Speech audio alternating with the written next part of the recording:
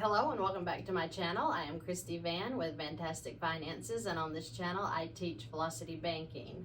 So I am still working with the scenario of the correction officer, and I wanted to show the difference that the line of credit is going to make in this scenario. If you notice, we're working with an $18,118 credit card.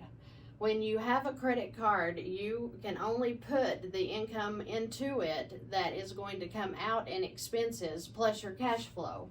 So his cash flow is $362 and his living expenses is $929.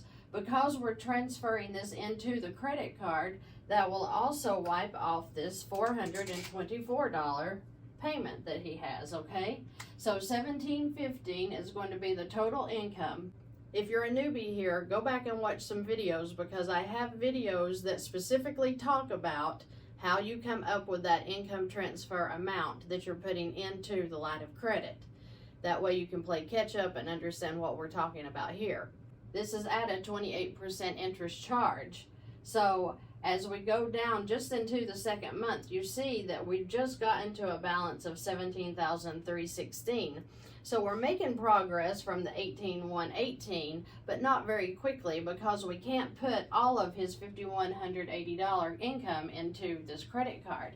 But if he goes and just gets a $10,000 line of credit, meaning he can transfer into the line of credit and pull out as needed when you have a personal line of credit or a HELOC. So all of your expenses can come out of this.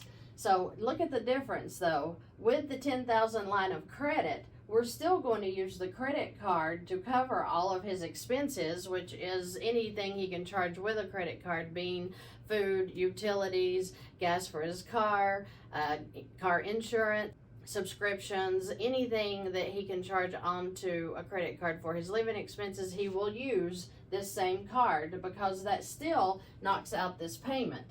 But when he adds a line of credit, he can immediately come and take the car, okay? So he has a $9,723 balance on a car that he could pay off today as soon as he gets the line of credit, and he can start putting all of his income in and pulling his expenses back out. Now see, this made his expenses drop. In a previous video, I showed how we figure up the expenses as well. So please, if you're a newbie, you don't understand, please go back and watch the previous videos. That will help clear up how we get our expenses as well.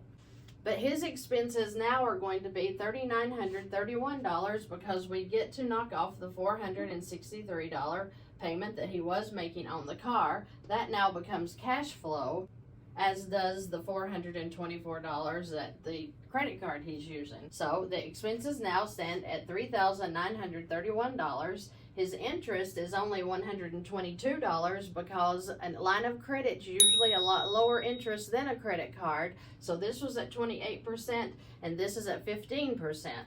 So his income goes in month 2, and look how it brought this balance down to $34.16. In 2 months, he has brought the balance down. He's going to charge his expenses back in and the interest.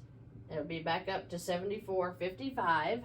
In month 3, he'll put in his income. His expenses and interest will come back out. Look how that interest is falling. Month 4, he'll do the same thing. Income in, expenses and interest out. Month 5, check this out. He is at a zero balance. Now he just pays his expenses out of that. Now, notice I could only put $5,130 income into this to pay this line off. He still has $50 left over, so he can do whatever he wants with that in his debt, right? So in month 5, when this pays off, he will come and get this personal loan that's at $637 a month. He has now wiped out that balance. He now has the $637 as cash flow. So he is going to start moving through this scenario. The reason that the loan amount is lower is he has been making $637 payments on this personal loan for the 5 months that it took us to get here, okay?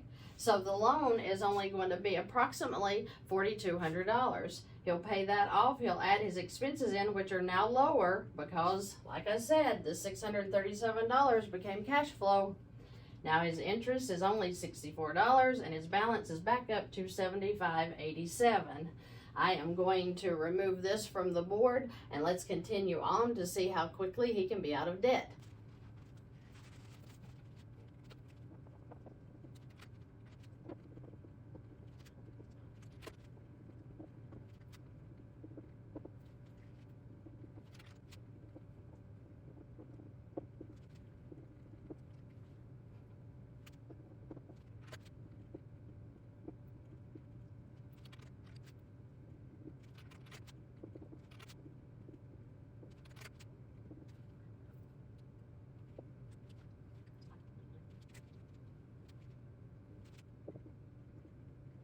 So as we continue on into month 6, his balance is $75.87. His income goes in, his expenses and interest come back out.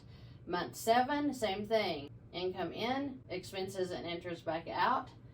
Month 7, we are also going to pay off the Bank of America right here for $6,015. Hopefully it'll be a little less by then. But we're going to pay that off in month 7, bringing his balance back up to $9,998. He will then deposit month 8's income. The expenses and interest will come out. Notice how the expenses are down because we now get to wipe off this $179 payment. It's not there anymore. His balance will be back up to $8,058. In month 9, his income will go in at $51.80, bringing him down to $28.78.